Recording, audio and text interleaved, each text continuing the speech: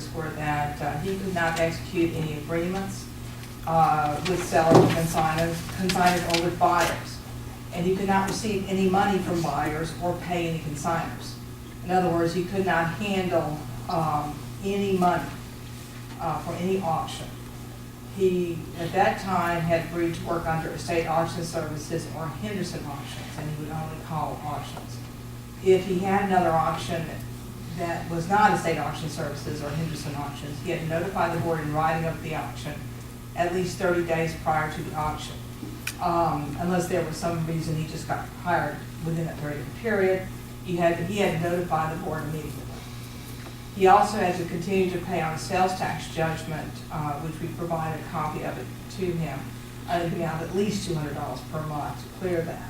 And any other sales tax liability in the state, whether reduced to judgment or not.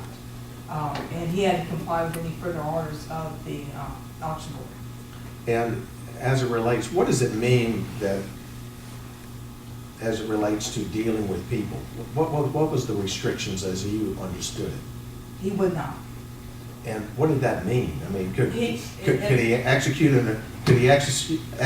a consignment control No. on behalf of the auction house? According to this, he cannot execute any agreements, period. And that, a consignment control form is quite often used by auctioneers as an agreement. So Restrictions that were placed on Mr. Bueller that he cannot communicate with a consignor? I'll call your attention to that. Basically, as I understood, he couldn't execute any agreements, and he was only to call the auctions for those two particular auctions. Have you seen it? Well, I think part of the problem is, and the reason we're here is I think that he was doing a lot of the communicating, and that's part of the problem. You will only call auctions, period. That's the way I interpreted it. That's his only involvement, or should be his only involvement. Would you agree with me that a violation of this agreement is would be punitive? It could result in suspension, revocation, loss of his license? That's why the agreement was done, was to make sure that he abided by the guidelines of this particular agreement. Do you see anything in there that he did not abide by the letter of that agreement, and as that agreement is specifically written? Obviously, you and I disagree on what's specifically written here. What does it mean when it says, "will only call auctions"? What is the call an auction? What does that mean? And again, I refer the specific details of that to the people who are experts, which is the board. My interpretation is he shows up that day and it's basically a contact document, that he would call the auction, handling the events of that day, acknowledging bids, taking care of descriptions, etc.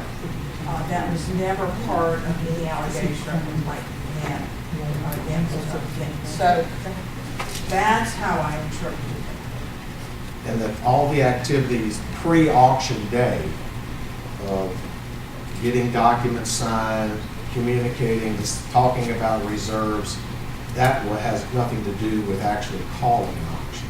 That's correct. That's all. I was on that board in that 06 decision, and I remember it very well, and we agreed for him to keep his license as long as his father was involved in his auction business or Henderson auctioneers, and he was to do nothing but call the auctions. His dad would handle all the money and all the business of the auction itself. That was part of the agreement. And were you there and present when she signed this blank? Yes, sir. Consignment? Yes, I was. This was. Mr. Bueller, have you ever been advised that under paragraph 2 of the restrictions that you're under, don't handle money, don't sign contracts, call auctions, that you are not to have communications or to communicate with consignors? No, sir, never. And quite frankly, I think that's unrealistic. I couldn't operate without communicating.